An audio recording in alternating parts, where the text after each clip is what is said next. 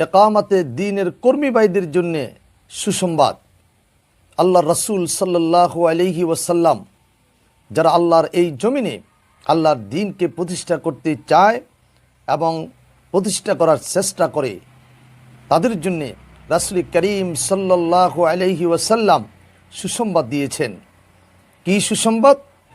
হযরত মিকদাদ বিন আসওয়াদ রাদিয়াল্লাহু তাআলা আনহু থেকে বর্ণিত, তিনি বলেন, আমি রাসূল করিম সাল্লাল্লাহু আলাইহি সাল্লামকে বলতে শুনেছি যে রাসূল করিম সাল্লাল্লাহু আলাইহি ওয়াসাল্লাম বলেছেন, লা ইয়াবকা আলা যুহরিল আরদি বাইতুন মাদারিন ওয়ালা ওয়াবারিন, এমন কোনো ঘর, এমন কোনো বাসাবাড়ি, এমন কোনো তাবু বাকি থাকবে না, ইল্লা আদখালাহুল্লাহু কালিমাতাল ইসলাম, যেখানে আল্লাহ তাআলা তার দ্বীনের দাওয়াতকে পৌঁছাবেন না।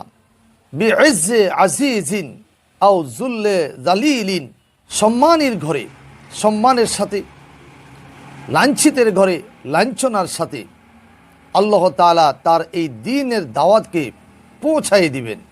ইম্মা ইয়াইজ্জুহুমুল্লাহু আজ্জা ওয়া জাল্লা ফায়াজআলুহুম মিন আহলিহা, আর যারা স্বেচ্ছায় ইসলাম কবুল করবে আল্লাহ তাআলা তাদেরকে মর্যাদাবান করে এবং সম্মানিত করে গৌরবময় করে তুলবেন।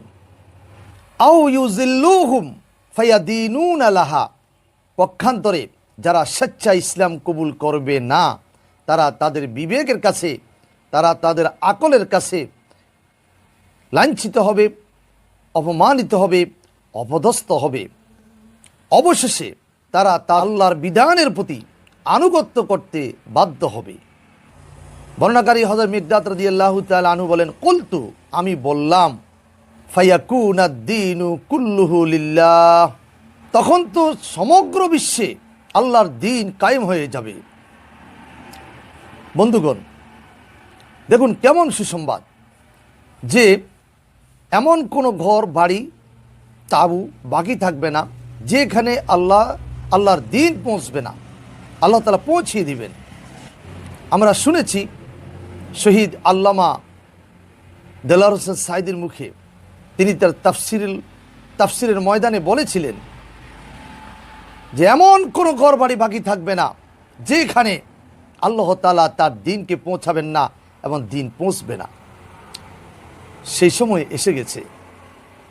এখন এমন কোনো ঘর বাড়ি বাকি নেই এবং থাকছে না যেখানে আল্লাহর দ্বীন পৌঁছতেছে না, পৌঁছে যাবে ইনশাল্লাহ।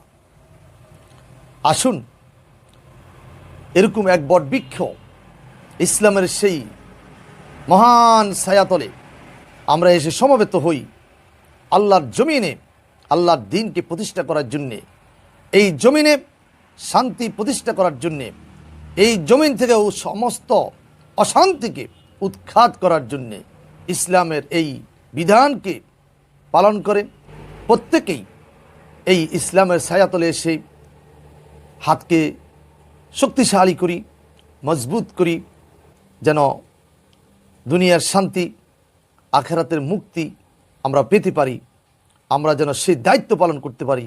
ওমা তৌফিক ইল্লা বিল্লাহ। আসসালামু আলাইকুম ওয়া রাহমাতুল্লাহ।